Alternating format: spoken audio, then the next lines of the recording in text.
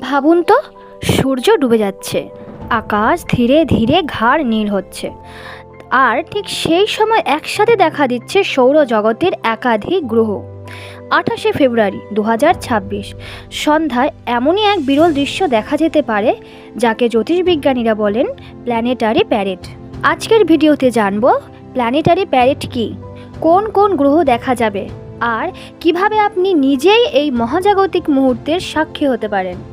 28শে ফেব্রুয়ারি 2026 সূর্যাস্তের কিছুক্ষণ পরেই পশ্চিম আকাশে একসাথে সারিবদ্ধভাবে দেখা যেতে পারে এই 6টি গ্রহ।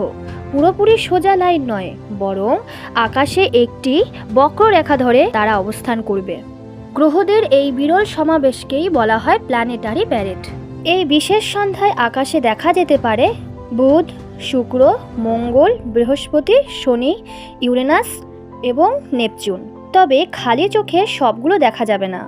সবচেয়ে উজ্জ্বল থাকবে শুক্র, বৃহস্পতি ও শনি, সহজেই চোখে দেখা যাবে। মঙ্গলও দেখা যেতে পারে লালচে আভা নিয়ে, তবে ইউরেনাস ও নেপচুন দেখতে হলে বাইনোকুলার বা টেলিস্কোপ লাগবে। বুধ থাকবে দিগন্তরের ঠিক কাছে, তাই সেটিকে দেখা একটু কঠিন হতে পারে। এটি দেখা যাবে প্রায় ঠিক সূর্যাস্তের 30 থেকে 60 মিনিট পর, ভারতে আনুমানিক সন্ধ্যা 6টা 15 থেকে রাত 8টা 15-র মধ্যে।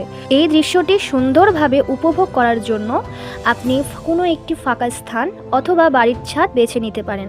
এমন 6টি গ্রহ একসাথে দৃশ্যমান হওয়া খুবই বিরল। পরবর্তী বড় সুযোগ আসতে পারে অনেক বছর পর, সম্ভবত 2040 সালের আগে এমন নাও হতে পারে। আপনি কি এই দৃশ্য নিজের চোখে দেখতে চান? কমেন্টে লিখুন, আমি দেখব। আর ভিডিওটি শেয়ার করুন, যাতে আপনার বন্ধুরাও এই বিরল দৃশ্য মিস না করে।